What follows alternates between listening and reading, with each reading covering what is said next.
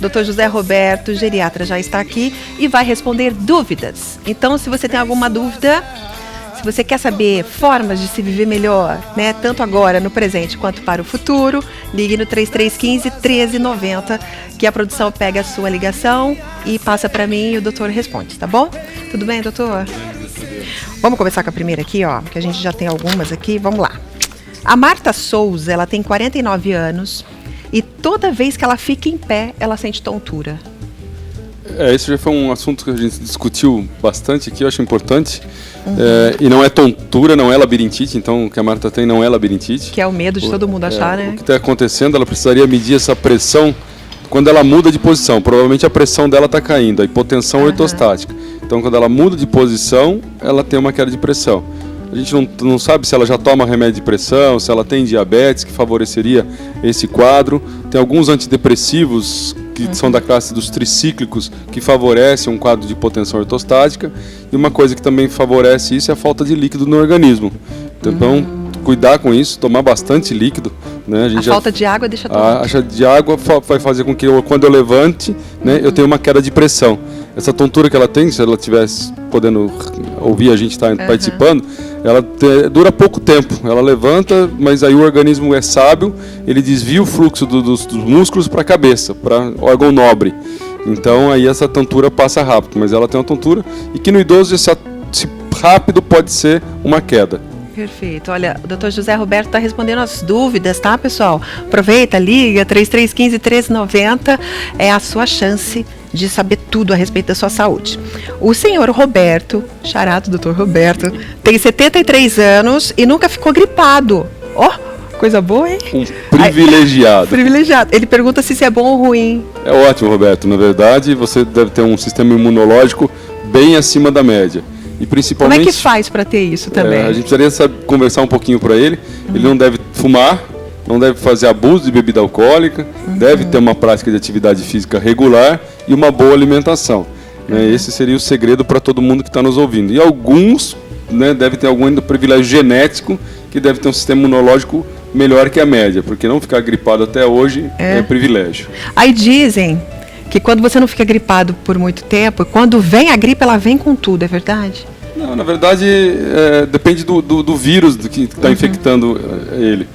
Quando a gente não fica infectado e a gente não lembra como que eram os sintomas. Então, a gente fica muito tempo sem os sintomas, quando vem a gente acha que é o pior da gripe que a gente já teve. Mas é porque a gente não teve muito tempo, a gente não tem lembrança da última. A gente fica 2, 3 anos sem ter um quadro gripal, quando ele vem a gente fala, nossa, eu nunca tive uma assim. Mas se a gente voltasse atrás no tempo, né, conseguisse filmar aquele momento, provavelmente foi muito parecido com a última que a gente teve.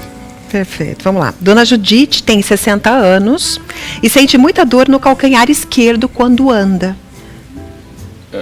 A princípio, né, dona Judite, isso deve ser um esporão de calcânio. O que é isso? Esporão de calcânio é uma formação óssea que ocorre bem debaixo do calcanhar.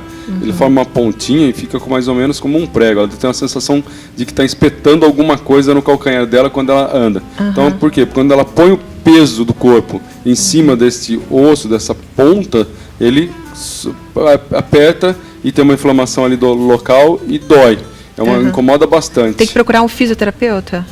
Primeiro a gente precisa fazer o diagnóstico, né? Com raio-x a gente faz o diagnóstico, exame físico e depois um raio-x, faz o diagnóstico, né?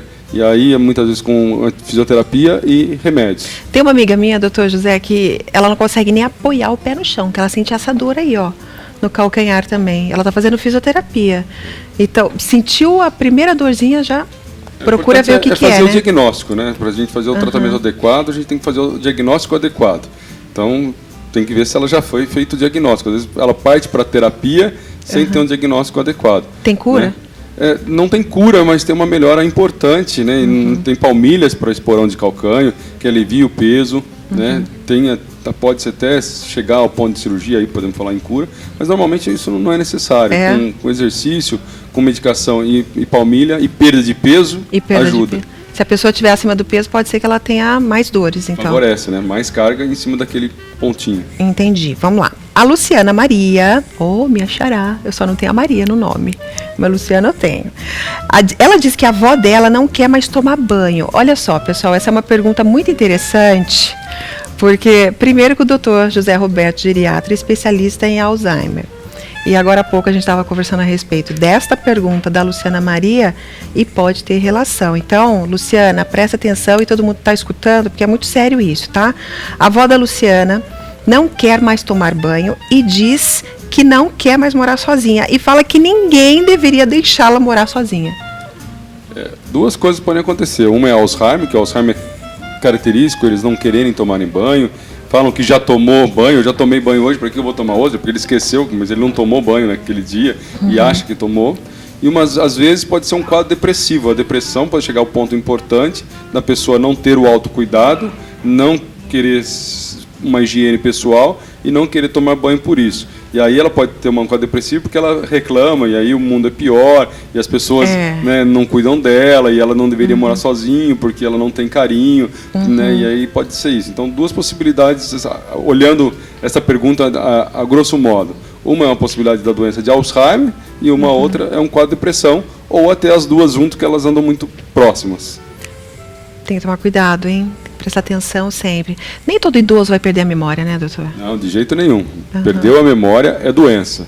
Envelhecimento normal, a gente tem mais dificuldade um pouco em lembrar algumas coisas, em um novo aprendizado. Isso é normal. Mas não ficamos com perda de memória. Perda de memória é patológico.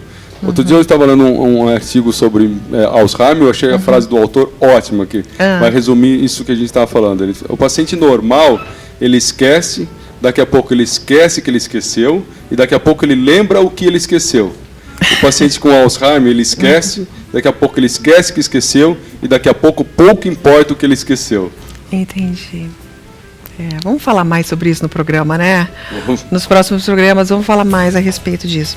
A Mônica, ela faz uma pergunta também muito interessante, que talvez seja até uma polêmica com relação a quem tem pessoas idosas dentro de casa, né? Um pai, uma mãe, uma sogra, um sogro, e se vê na condição de cuidar dessas pessoas.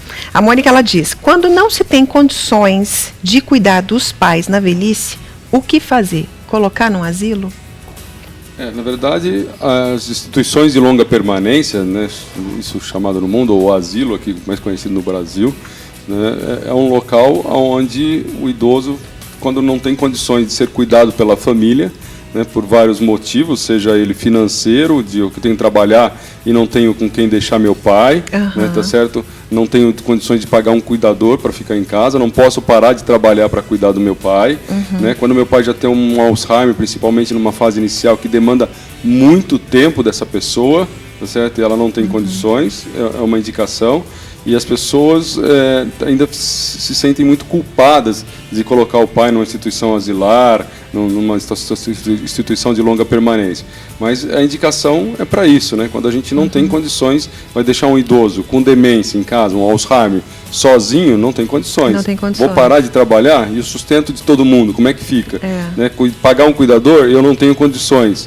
Então, é uma situação difícil, mas as instituições de longa permanência estão aí para isso.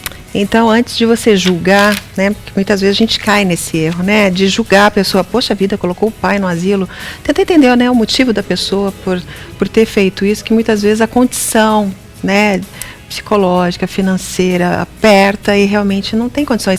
E nessas casas, né, de repouso, eles teriam muito mais condições de ter uma qualidade de vida do que se fosse na própria casa da família. Melhor né? cuidado, né? Então, a gente não pode olhar só uma janelinha, né? Vamos ter que olhar a casa toda, senão a gente olha só uma visão pela janelinha e critica muitas vezes as pessoas e não se põe no lugar daquela pessoa, não se transporta para a vida daquela pessoa. Obrigado, doutor. Até terça. Te vejo terça-feira. Semana que vem. Amém.